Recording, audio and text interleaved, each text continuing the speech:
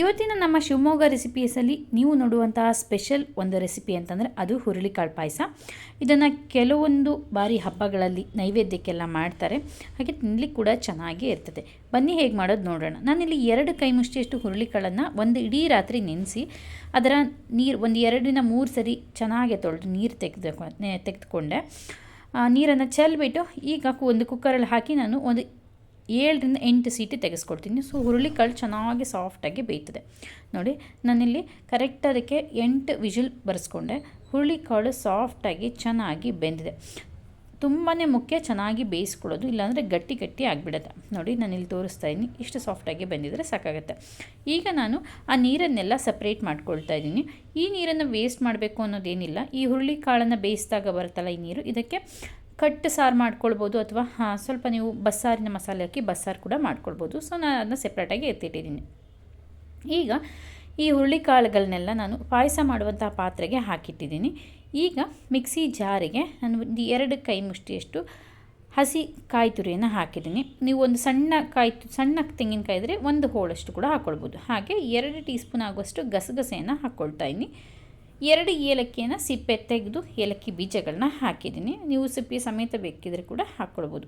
ಇದಿಷ್ಟನ್ನು ಹಾಕಿ ಒಮ್ಮೆ ಹಾಗೆ ರಫಾಗಿ ನೀರೇನು ಸೇರಿಸ್ದೆ ಒಮ್ಮೆ ಮಿಕ್ಸರ್ ಮಾಡಿಕೊಂಡು, ನಂತರ ಇದಕ್ಕೆ ನಾನು ಎಷ್ಟು ಅದನ್ನು ಫುಲ್ ಫೈನ್ ಪೇಸ್ಟ್ ಮಾಡಲಿಕ್ಕೆ ಎಷ್ಟು ನೀರು ಬೇಕೋ ಅಷ್ಟು ನೀರು ಸೇರಿಸಿ ಮತ್ತೊಮ್ಮೆ ಚೆನ್ನಾಗಿ ಗ್ರೈಂಡ್ ಮಾಡ್ಕೊಳ್ತಾ ಇದ್ದೀನಿ. ಸೊ ನೋಡಿ ಈ ರೀತಿಯಾಗಿ ರುಬ್ಕೊಂಡ್ರೆ ಸಾಕು. ಈಗ ನಾವು ಹುರುಳಿಕಾಳು ತೆಗೆದಿಟ್ಕೊಂಡಿದ್ವಲ್ಲ ಅದೇ ಪಾತ್ರೆಗೆ ಈ ರುಬ್ಬಿದಂಥ ಮಿಶ್ರಣವನ್ನು ಹಾಕಬೇಕು. ಹಾಗೆ ಸ್ವಲ್ಪ ಜಾರ್ ತೊಳೆದ ನೀರನ್ನು ಹಾಕ್ಕೊಳ್ಳಿ. ಈಗ ಅದಕ್ಕೆ ರುಚಿಗೆ ಎಷ್ಟು ಬೇಕಷ್ಟು ಬೆಲ್ಲ ಸೇರಿಸ್ಕೊಳ್ಳೋಣ. ಸಕ್ಕರೆ ಅಥವಾ ಬೆಲ್ಲ ಯಾವುದಾದ್ರೂ ಸೇರಿಸ್ಕೋಬೋದು. ಬೆಲ್ಲ ಸೇರಿಸಿದ್ರೆ ಆ ರುಚಿ ಬೇರೆಯೇ ಬರ್ತದೆ, ಚೆನ್ನಾಗಿರ್ತದೆ ಕೂಡ. ಬೆಲ್ಲವನ್ನು ಸೇರಿಸಿ ಒಮ್ಮೆ ಚೆನ್ನಾಗಿ ಮಿಕ್ಸ್ ಮಾಡಿ ನಾನು ಇದನ್ನು ಗ್ಯಾಸ್ ಮೇಲೆ ಕುದಿಲಿಕ್ಕೆ ಇಡ್ತೀನಿ. ಬೆಲ್ಲ ಆದಷ್ಟು ಪುಡಿ ಮಾಡ್ಕೊಂಡು ಹಾಕಿದರೆ ಒಳ್ಳೆಯದು, ಬೇಗ ಮಿಕ್ಸ್ ಆಗ್ತದೆ.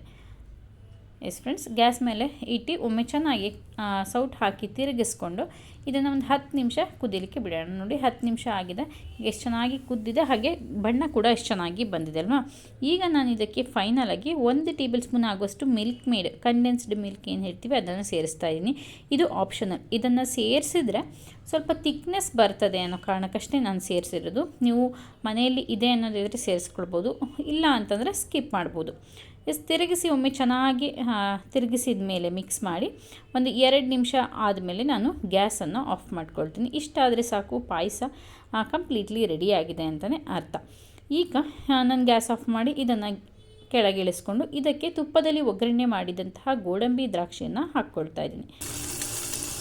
ಫೈನಲಿ ಹುರುಳಿಕಾಳು ಪಾಯಸ ತುಂಬಾ ಕ್ವಿಕ್ಕಾಗಿ ಹಾಗೆ ಟೇಸ್ಟಿಯಾಗಿ ರೆಡಿಯಾಗುತ್ತೆ. ಇದು ಒಂದು ಹಳ್ಳಿಗಾಡಿನ ಸಾಂಪ್ರದಾಯಿಕ ಅಡುಗೆ ಅಂತಲೇ ಹೇಳ್ಬೋದು. ಕೆಲವೊಂದು ಕಡೆ ಕೆಲವೊಂದು ಹಬ್ಬಗಳಲ್ಲಿ ಇದನ್ನು ದೇವರಿಗೆ ನೈವೇದ್ಯಕ್ಕೆ ಮಾಡ್ತೀವಿ. ತಿನ್ನಲಿಕ್ಕೆ ಕೂಡ ತುಂಬಾ ಚೆನ್ನಾಗಿರುತ್ತೆ. ಎಸ್ ಫ್ರೆಂಡ್ಸ್, ಇವತ್ತಿನ ಈ ಒಂದು ವಿಭಿನ್ನ ರೆಸಿಪಿ ಯಾರಿಗೆಲ್ಲ ಇಷ್ಟ ಆಯಿತು ಪ್ಲೀಸ್ ವಿಡಿಯೋಗೆ ಒಂದು ಲೈಕ್ ಮಾಡಿ, ಹಾಗೆ ನಿಮ್ಮ ಫ್ರೆಂಡ್ ಫ್ಯಾಮಿಲಿ ಜೊತೆ ಶೇರ್ ಮಾಡಿ, ನಿಮ್ಮ ಅನಿಸಿಕೆಗಳನ್ನ ಕಮೆಂಟ್ ಮಾಡಿ ತಿಳಿಸೋದನ್ನ ಮರಿಬೇಡಿ. ಹೊಸದಾಗಿ ಯಾರೆಲ್ಲ ನೋಡ್ತೀರಾ ಮರಿದೆ ನಮ್ಮ ಶಿವಮೊಗ್ಗ ರೆಸಿಪೀಸ್ನ ಸಬ್ಸ್ಕ್ರೈಬ್ ಮಾಡ್ಕೊಳ್ಳಿ. Thanks for watching. ಧನ್ಯವಾದಗಳು.